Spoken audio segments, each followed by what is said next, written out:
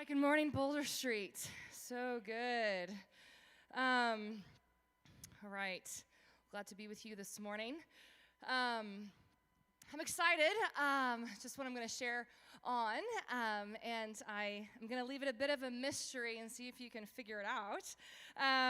But I don't know about you, but do you remember that moment in maybe it was 6th grade or 7th grade at your school when they had open band auditions, and it was like, okay, are you going to choose band, or are you going to choose choir? And I remember they had the days of what did you want to audition for, and it was if you wanted to join percussion, that was day 1. If you wanted to join, the woodwinds, that was day 2. If you wanted to join the brass, it was day 3. And I remember having just a really emotional day on that day 1. And I wanted to try out for drums, actually, but I was too emotional, and so I missed that day.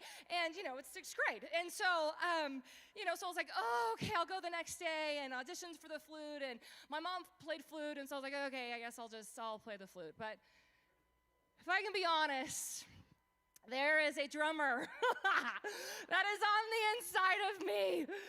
And I grew up dancing as well, and I did tap dancing, and it was just, what's so fun about tap is it's all just rhythm. And it's rhythm with your feet and rhythm with your body, and it's so just fun. Ballet is so proper, but I did that too. But tap, it was there's something about the energy of rhythm and synchronization and cadences. And so today I'm actually going to be talking about the Little Drummer Boy. And so this is not a historical hymn that was written in the, 13th century, but actually it was written in 1941 by Catherine Kennicott Davis, and it was actually originally called Carol of the Drum. But last year, when I don't remember who we were listening to, but it came on the Spotify playlist, and I found myself the lyrics of this song just hit my heart. As I was like, oh, I feel like I'm the little drummer boy. And what's so cool is I tried to find, I went onto YouTube, of course, and I was like, can I find a little drummer boy, who's just doing some basic stuff. And of course, it's the only person posted on YouTube were these insane little drummer boy drummers, whose parents were clearly in drumline and are teaching them from a young age. I'm like, no, that's not the point. It's these super awesome kids. But it's so cool as I just begin to research about drums and the power of them. And one of the reasons I love drums is because it's just the energy and the passion. I feel like it just elevates music that hits the heart in a different way, specifically for me, because there's a little drummer in me. And it was really cool because something I learned about the power of making music and what it does in our brains. And something I learned is that your pain threshold increases significantly right after you have made music. So even when we come in here and we sing, or you clap, or you're on the team, your pain threshold increase is similar to, they have research that it's similar to a runner's high. And after a runner's run and they get that high, that when we make music, it produces the same thing in our body. So if you got to do something hard or painful, do it right after church. Anyways, just kidding. Okay, so the song that I just want to unpack today, yes, is a little less doctrine and theology, but it's more of a song from the heart. And I think I used to find this song a little cheesy because of all the rum-pa-pum-pums, So what I'm going to do is I'm going to say the line and you're going to sing rum-pum-pum-pum. I'm just kidding.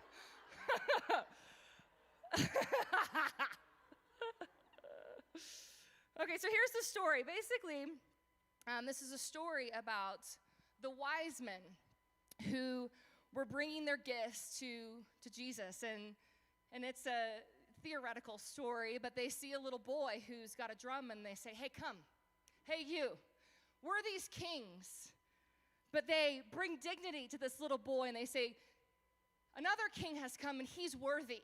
And yes, I've got gold, or I've got frankincense, or I've got myrrh, but your song, your simple drumming matters too. And so they invite him to come see the king, and he realizes though, like, but I don't even have a gift. Like, I'm a poor boy too, he says. Like, I don't have much to offer. But he simply brings his drum solo to Jesus. And it was simple, and it was small, and he did his best. And Jesus smiled at him. And I think that I just relate to this, because I think a lot of times I feel so similar in my desire to love Jesus. And over the course of life, you would think that as you get older, you get more confident in the gifts you can bring. But actually, I think as you get older, you go, oh, he is so worthy. And what I have is so small. But I'm going to give it because I love him. And I have seen him smile at me. And so I'm going to give it again. And so today, I just want to kind of unpack these ideas and just give dignity to our simplicity. Give dignity to whatever you can give in this season, no matter how small or weak you feel like it is. Or maybe some of you feel like a wise man, in this season. Like I do have a lot that I can bring. I do have a lot that I can offer. And I'm going to give dignity to the small and say, he's worth it. He's worth it. Okay, so let's just read through these lyrics real quick. I'm not going to have us sing them, and I'm going to skip the pa-rum-pum-pum-pums too. So here's the lyrics. So they say, come, they told me, a newborn king to see. Our finest gifts we bring to lay before the king, to honor him. Baby Jesus, this is the boy's response. Baby Jesus, I'm a poor boy too. I have no gift to bring that's fit to give the king. Shall I play my drum for you on my drum?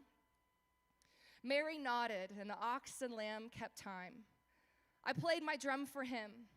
I played my best for him. Then he smiled at me. I think many times our worship feels simple, small. And the little drummer boy, he reminds us, he reminds me, he brought his gift. He brought himself.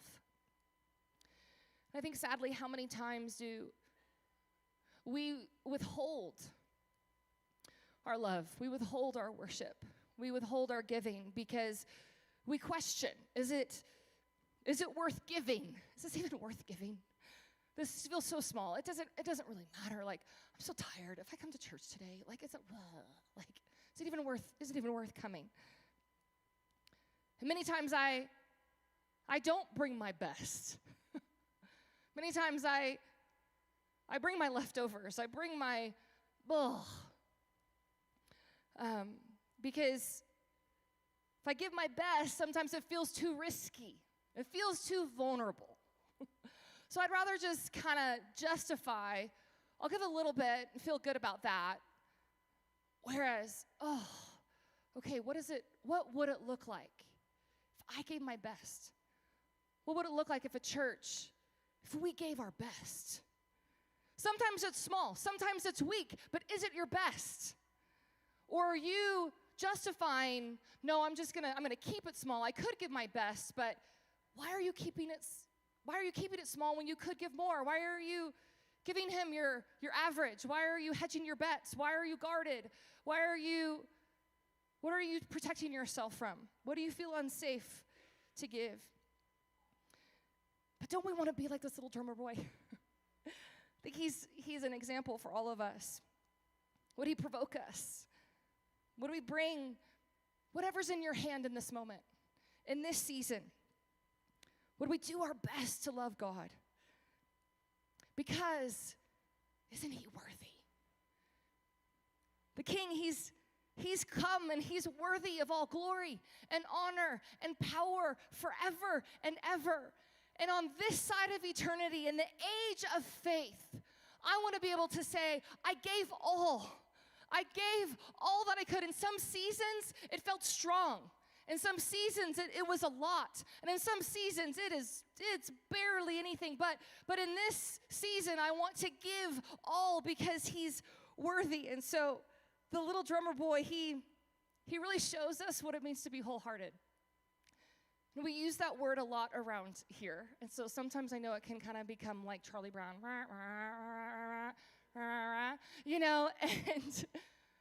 I think it's like this song reminds us, in every season, God, no matter the circumstance, you've given me something to steward, and I want to use it to love you. Okay, so let's come back to line 1. It's a wise men saying, come, they told me, a newborn king to see. So here's the reality. Christmas time, what we intentionally try to turn our gaze to understand, to comprehend, and to behold is that the God-man of the ages, a king, he came. And we ought to come and see him, come and behold him. And so I want to remind us that the beginning of our love, the beginning of our gift giving doesn't start with us. It starts with the Father giving and Jesus' own self coming. So before we talk about our love that we give him, we want to talk about the Father gave. Christmas is, oh my gosh, the Father gave his Son. He sent him. They had a goodbye moment. He gave. For God so loved the world that he gave his one and only Son. So the Father, he gave his first, and he gave his best. So that's the example. That ought provoke, because of love, you gave your best. And when we encounter that love and we remember that love, it's easy to like someone that likes you. Dan talks about this a lot, it is stories about, when the kid writes you a note in first grade and they're like, I like you, circle yes, no, maybe, and you get the note and you're like, who is this person? And sure, I like you, you like me, And it's the desire, it's the idea that this Christmas would we behold the King who came because of love to rescue us, to save us, to redeem us, to restore relationship with us. He came running after us. And so when you let that hit your heart a little bit, the natural response is, I love you too. So our gift giving is I love you too. Oh, you love me. I love you too. For the Son of Man came to seek. So I love even that our season of seeking the Lord comes after the season of remembering. He sought us. He came to seek us. So when you feel lonely, when you feel like no one sees, no one knows, would this be a time when you realize he's seeking? He's always seeking. Always. He looks to and fro across the earth for worshipers. He's always seeking. He's always looking for you. He came in the garden seeking. Where did you go? Adam, where are you? So I would ask you today, where are you? He's asking, where are you? I came. Where are you? The Word became flesh, made his dwelling among us. John 6:44, no one can even come unless the Father who sent me draws him. So any ounce of desire you have is because he's drawing you. So the beginning of our love starts here. It doesn't start with us. His starting point is not our circumstances. It's not how we feel. It's not the reality of our dimmed love. But with his love and the power of his affection, as he started with his own self-coming and the Father giving. So I want to invite us to return to the state of the little drummer boy in all of us. To be humbled, to let that gospel truth pierce us with his tender love and grace. So yeah, the natural response then to behold the one who came for love is to love in return. And here's the thing, to him, your love is not insignificant. Your love is not insignificant to him. Some of you need to hear that this morning. You feel like, oh, I'm just another. No, you're not just another. Your love matters to him, and he waits for your voice. He waits for your song. He waits for your praise. He waits for your adoration. He's looking through the crowd, looking to catch your eye. He has the ability to do that, which is just wild. Like, we're all his favorites. Like, your love matters. My love matters to him. So the next line, this little drummer boy, what's your drum? What is your drum? In this season, what's your drum? So number one, the reality is, it starts with, we've all been given this frame. Some of them look a little different than others. Some of them are a little more shaped, whatever. Some are a little more round, some are a little whatever. But we've all been given 2 hands and 2 feet and a heart and a mind and a body. And the invitation Dan gave last week to praise is that the biblical praise is not based on your personality. Biblical praise is not based on your preference. And so the gift we start with is, I got this. If I don't have anything else, I've got this. So all of us, we've been made in the image of our Creator. And so I want to go through those Hebrew words for praise. So Shabach is shout praise. Barak means to kneel or bless the Lord. Yada, to extend our hands. Todah is a thank offering expressing gratitude. Takah, clap, applaud. Halal, a primary Hebrew root word for praise, to celebrate extravagantly. Tehillah is it's like a spontaneous song, or zamar, make praise with instruments. And so our biblical praise, our first biblical thanksgiving and honor and glory and gift giving to Jesus, he defined and he laid out when he made these frames, and he said, this is how you praise me. This is how you love me. This is how you adore me. And so if anything, if you're like, I don't got no money, I got no talent, I got nothing to offer, you got this. You got this. You got make up your own little melody and your own little song, and he loves your voice. So our biblical praise doesn't start with our personality. It starts with his definitions. Okay. So I want to just encourage you to, and I want to give you permission. That Sunday is this opportunity to come. You guys sacrificed to get here. You prioritized. You talked with your spouse or your friends, and you said, hey, I'm going to the house of the Lord. We're going to go. And as we have this dedicated, consecrated time, I just want to encourage you, bring it all. Lay it all out there. And I know that this room is beautiful, and it can feel really formal sometimes, and it's really light. It's like we can't turn the lights down, so sometimes it just feels awkward, and the pews can feel kind of constricting. But I just want to encourage you, let's praise. And it's not based on because of if you're an extrovert or introvert. It doesn't say that. Just say, well, if you feel like it and you're an introvert, then this is what praise looks like for you. No, he says, this is what it looks like. And so I just want to encourage you, it might feel uncomfortable, but maybe one of the first steps you can take in loving Jesus in a greater way in this season is just getting a little more wiggle room from the people you're sitting around. Just to okay, it's just you're a little too close. I don't really want you to hear me. Sing a little louder. Maybe extend your hands just like this. Or maybe put your hand on your heart. Or for some of you, you've just forgotten to move.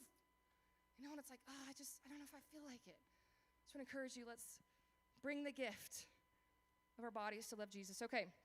All right, number 2. Oh gosh, I have so much in so little time. Okay, is Ephesians 4:7. He has given each of us a special gift, though. He has given each of us a special gift through the generosity of Christ. So we all have the same drum, but we also all have a different drum. And these drums look like our time. These drums look like your talent. These drums look like your spiritual gifts. These drums look like your treasure. And so we're going to read real quick, Matthew 25. We're going to read kind of a lot if you got your Bibles, if you want to open there. But this is the parable of the talents. And I know that a talent is a form of money, but I like to use it also to think about actual talents. Like, we've all been given different measures of skill and ability. And so let's read this together. Okay. Matthew 25, verse 14. Again, it will be like a man going on a journey who called his servants and entrusted his property to them. To one he gave 5 talents of money, to another 2 talents, and to another 1 talent, each according to his ability. I'm going to stop right there. If you're a 5-talent person, that feels great. Good for you. Praise God. Bless you. If you are a 2-talent or a 1 talent, this each according to his ability. I have that underlined in my Bible. We'll unpack that in a little bit, but that hurts. And I think each of us have had different moments in our life, whether it was in first grade on the playground when you realized you're slower than everybody else. Or in 3rd grade when you said, hey, Mom, drop me off on the corner because I don't want anybody to see your car. Or it was in your 20s when you've now picked your career and you're studying and you're going to school and you're paying a whole lot of money and you realize, oh, that person is a better communicator than me. That person's a better leader than I am, and this is the field I've picked? Dang it. I remember sitting at a coffee shop with a friend.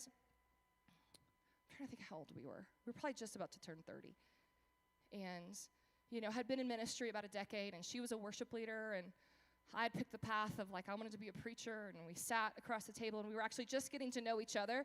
They were going to move and be a part of our ministry, and we sat there in tears as we both looked at each other, and we said, I think I'm more of that, 4-talent or 2-talent person. And we just, tears of, okay, I may not be the best according to the world standards, but I want to love God with my all, and I want to steward the gifts that he's given me. And a friendship was birthed out of that vulnerability of talking about, why are some more anointed? Why are some more called? Why do some have more money? Why do some more talent? But God, let's keep reading what we're going to do and what we're not going to do. Then he went on his journey. The man who had received the 5 talents went at once and put his money to work, gained 5 more. So also the one with the 2 talents gained 2 more. But the man who had received the 1 talent went off, dug a hole in the ground, and hid his master's money. After a long time, the master of those servants returned and settled accounts with them. The man who had brought the 5 talents brought the other 5. Master, he said, you entrusted me with 5 talents. See, I've gained 5 more. His master replied, well done, good and faithful servant. You've been faithful with a few things. You know what's interesting? In God's economy, 5 is still a few. I'll put you in charge of many things. Come, share with your master's happiness. The man with the 2 talents also came. Master, he said, you entrusted me with 2 talents. See, I've gained 2 more. His master replied, well done, good and faithful servant. You've been faithful with a few things. I'll put you in charge of many things. Come and share your master's happiness. Then the man who had received the 1 talent came. Master, he said, I know you're a hard man. So think harvesting where you have not sown and gathering where you have not scattered seed. Hear the accusation? So I was afraid. I went out and I hid your talent in the ground. See? Here, this is what belongs to you. His master replied, you wicked, lazy servant. So you knew that I have harvest where I have not sown and gathered where I have not scattered seed. Well then, you should have put my money on deposit with the bankers so that when I returned, I would have received it back with interest. Take the talent from him, give it to the one who has now 10 talents. For everyone who has will be given more, and he will have an abundance. Whoever does not have, even what he has will be taken from him. And throw the worthless servant outside into the darkness where there will be weeping and gnashing of teeth. Okay, really intense. I'm not going to break down the whole passage, but what I want to expand upon is that each believer, each and every one of us, we are personally called. You were fashioned. You were created in the image of your maker, and he deliberately, he intentionally equipped you. He has given every single one of us something. He has put something in our hand, and we're expected. He's asking us to steward what he's given us faithfully until he returns. So I think what's sad here is this false perception that this guy has about the master, and this accusation of you're hard, you're too harsh. And I think it reflects that he's got a misunderstanding about who God is. And so we need to seek out, God, no, you are loving and you are just. He's not he is not harsh. He is not unfair. But God entrusts to each of us with resources, talent, different opportunities. And he invites us to wisely, for his glory, not hide them out of fear, or be lazy with them, or be selfish with them, or use them to serve our own comfort, our own pleasure, our own ease. But he invites us. Everything good in my life is a gift, and he says, will you steward it? Will you steward it? So you have a unique talent. Each of us have unique skills for his glory. So do you know? Do you know what your spiritual gifts are? Have you ever tried to discover those? Do you know what they are? I think also, depending on how old you are, your age, the season that you're in, we have different levels of strength. We have different level of resources. So your youth, you've got the strength of time, and you got the strength of your body, like your health, your zeal, your passion. Or are you older in years and you've got wisdom, you've got patience, you've got faith, you've got friendship with God, you've got years of cultivating your spiritual gifts. You've honed them. So what is your drum? What are the ways in your season of life right now what's in your hand right now that you can use to love God? What do you have right now that you can love God? What can you bring? Holy Spirit, would you show us? Would you remind us? Here's my other question. How do you feel about your drum? How do you feel about what you have to give? What are you using it for? Do you despise it? Have you buried it? Do you wish you had somebody else's? Do you wish you had more and then you would offer it? Did you feel like it was criticized or mocked or not embraced or criticized by others? Or have you just compared it to others? Like the lazy servant, and he was like, they got more, I'm just gonna use mine. Just bury it over there, it's fine. Oh, how many of us are doing that? Like, I think a lot. I do. I go, oh, somebody's better, choose them, pick them, they can do it. They've really crafted the prophetic. They're it. God's gonna use them. I'm just a donkey. Some of y'all feel that way. Like, God can use a donkey. Maybe someday he'll use me. No! He wants to use all of us. Romans 12:6, we have different gifts according to the grace given us. And maybe some of you, though, are offended about the grace given to you. Like, God, why have you not given me more? The grace you've given me is too small. I'm going to bury it.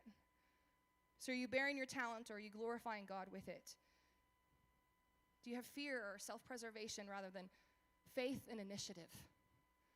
God, would you awaken faith and initiative in us to look at the things in our hand, whatever drums we've got, would give us faith and initiative.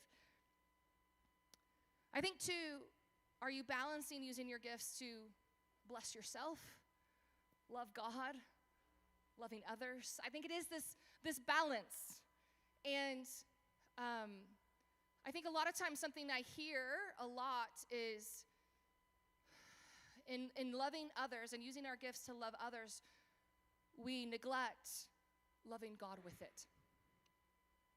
Because when we use it to love others, what do we get from them? Love, esteem, praise, validation. It feels good because they can give us that gratitude, that thankfulness back. They can applaud us back. One of the painful realities of tithe is that I give it to God and I don't get to give it to other people. I have friends who don't tithe and they give way more extravagantly to their friends. And I feel like a lesser friend because I give it to God.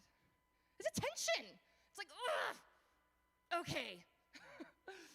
I know they're giving you more. God bless them. Lord, help me not resent.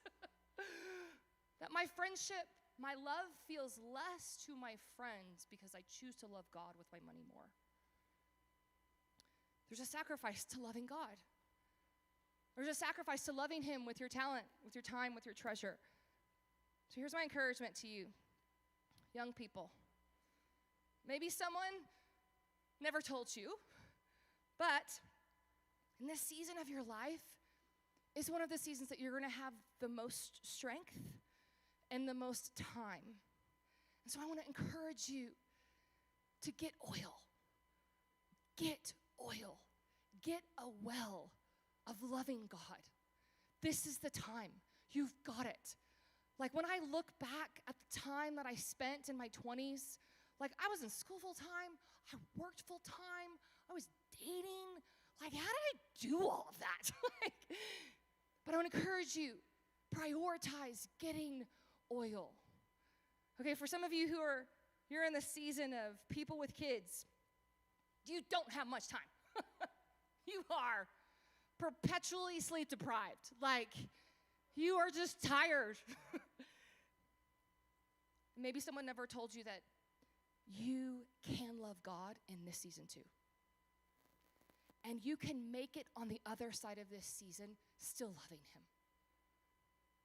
Not many people are telling you that. Not many people are calling you to, I know you're tired. Let's love Jesus too and love our kids. He's got to be first.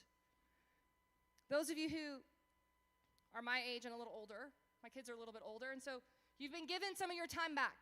Praise God! You got it. I've been given a little bit of time back. I made it. But let me tell you that the little bit you gave in this season when you didn't have much is what now I'm able to say yes in greater surrender and greater devotion, because in that weakness I said, here's a little bit, here's a little bit, here's a little bit. And now I'm on the other side, not deconstructing and going, I'd rather, work out and hang out with my girlfriends, get my nails done and my hair done and my eyebrows done and my eyelashes done and Botox and all the things, and spend all the money on me. Let's get some more filler, Like, no. I'm on the other side going, yes, I have more time. God, I want to seek you still. Because with the little I have, I gave. And so I want to encourage you, you can still love God when you don't have time, when you don't have money. And so if you're on the other side of that, you can still have love and passion and devotion, tenderness with Jesus. Tenderness can be your portion. It can be. And even as we grow older, loss increases. Grief increases. Pain increases. Disappointment increases. But your love for Jesus doesn't have to. It doesn't have to. Okay, so what is your drum and what are you using it for? All right, next line of the song, he says, I played my best for him. So what is your best? Are you bringing your best? Are you bringing your all? I asked Zach to sing that song. No matter how small my all may be, I'm going to waste it at your feet.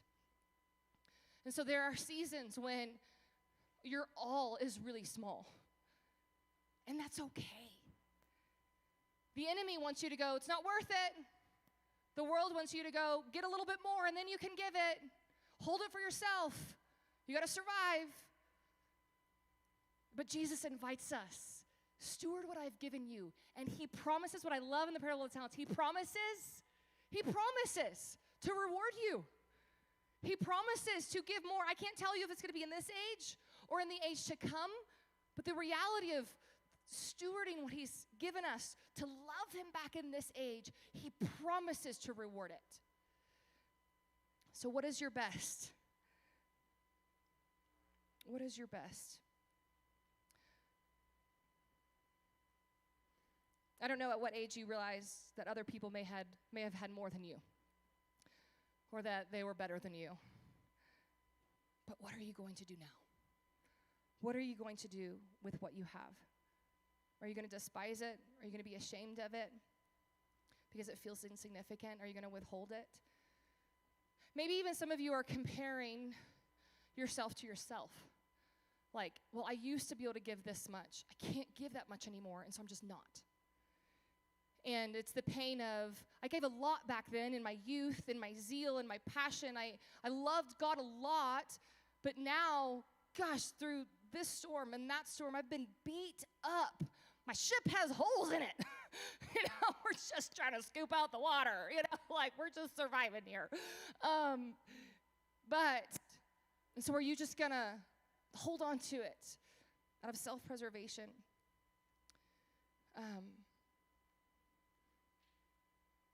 So the parable of the talents, the young man with just the one, he was ashamed. He was mad about his portion. He was mad about his lot. He believed that the boundary lines had not fallen for him in pleasant places. He was like, like that is not my story. And I get it.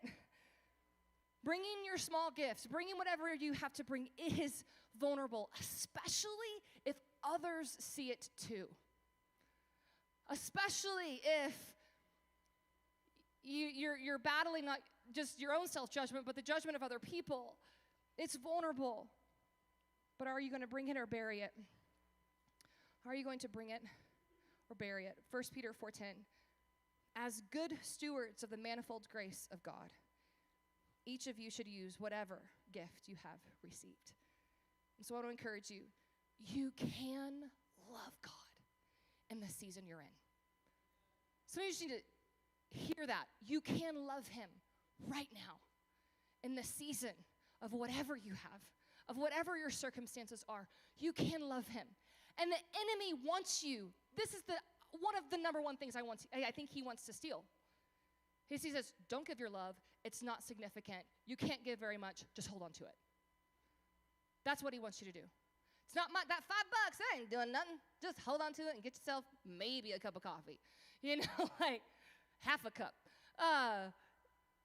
He wants you to despise, to be ashamed, and to label whatever your gift is, whatever your drum is, and say it's not significant. And I want you to hear today, no, Jesus saying, it's significant to me. It matters to me. I feel it. It is personal. It is real. And I feel every ounce that you choose to give me instead of choosing to give it to yourself or choosing to give it to somebody else or choosing to just bury it. He said, I take it personal. It's when he says, I played my drum for him. I played my best for him. Then he smiled at me. He smiles. I think about the widow and her 2 mites. This is our reality of what it feels like sometimes. Luke 21, verse 1. Then Jesus looked up and saw the rich putting their gifts into the treasury. And he saw a poor widow put in 2 small copper coins. He says, truly I tell you, he said, this poor widow has put in more than all the others. For they all contributed out of their surplus, but she out of her poverty has put in all she had.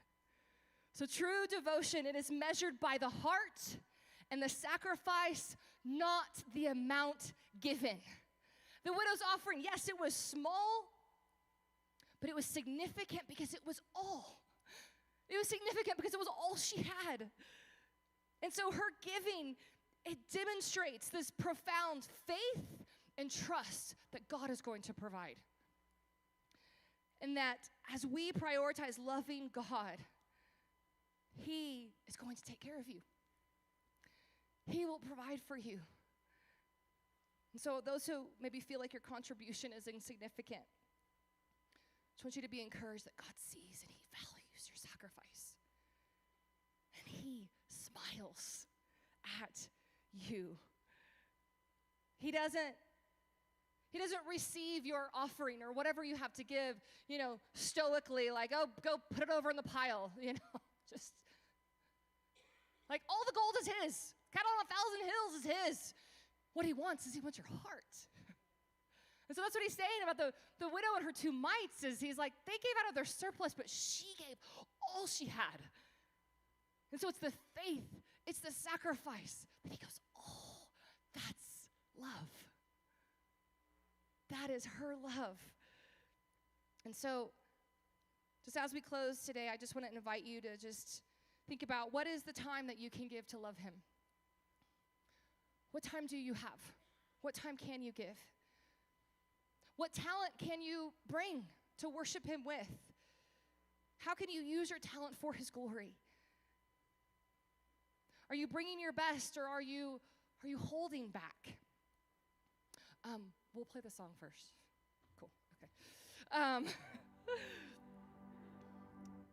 Can you steward your talents better?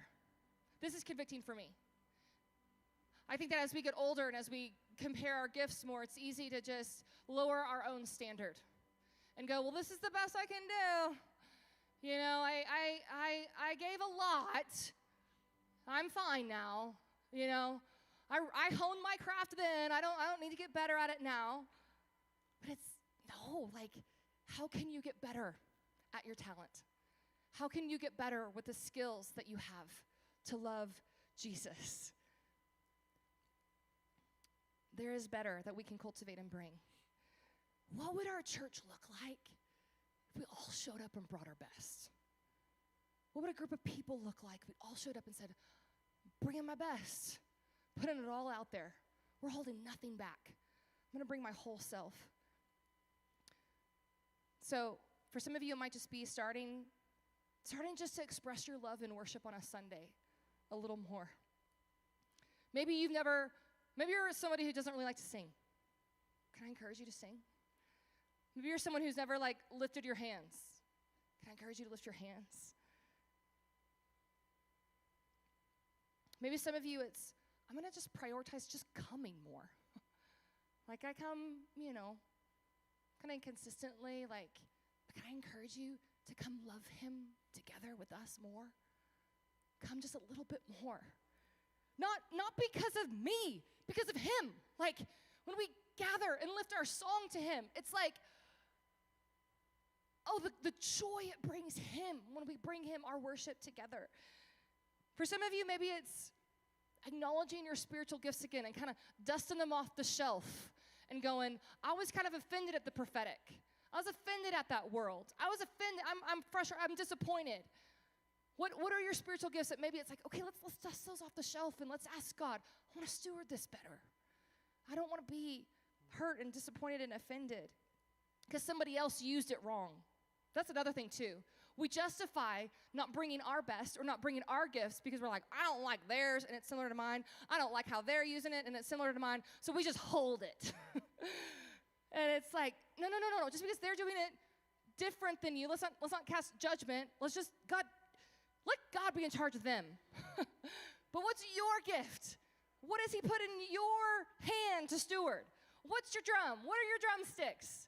Gosh, I wish I knew how to use these. So maybe he wants to bring some healing to your shame. That you kind of believed, I'm not talented, I'm not gifted. It's not as great as others. And so you've just been comparing. Maybe you've been consumed with jealousy, which has caused you to just be lazy. Can we just be honest? I don't think laziness is because we're inherently lazy. I think laziness is because there's a wound and we're self-protecting. And I'm just going to sit here and coddle my leg. So I don't want to put shame on your laziness. I want to go, why are you sitting down? Your leg is fully functional. Let's put a Band-Aid on and let's go. With my daughter, we always, it's with Aiden and Mariah, it was like, do you want me to kiss it? Do you want me to pray for it? Kiss it or pray for it. And once you've done those things, they'd be fine. Some of you, you need that from Jesus today. Do you need prayer or do you need a kiss from Jesus? And he's like, let's get back up. Your leg is working. Let's put a Band-Aid on it. Let's stop being lazy. So what is your devotion right now? For some of you, it's just giving that $5. It's that's hard, but I'm going to give something. For some of you, I want to encourage you, you've got the time. So spend those hours with Jesus. Spend that time in the Word. Spend that time in worship. Spend that time beholding him, asking him questions, being his friend. Do it. You've got it. Okay, so what we're going to do is we're going to listen to the little drummer boy now. This is Lauren Daigle, that's how you say her name, version. So yes, it's going to be maybe a little awkward. It's 3 minutes. But what I just want to invite you to just ask is, what is playing your drum for him right now? With your time, with your talent, with your treasure, in this season that you're in this, however old you are, whatever you find yourself busy with and doing, what does it look like? So when you guys are ready, if you want to cue it up.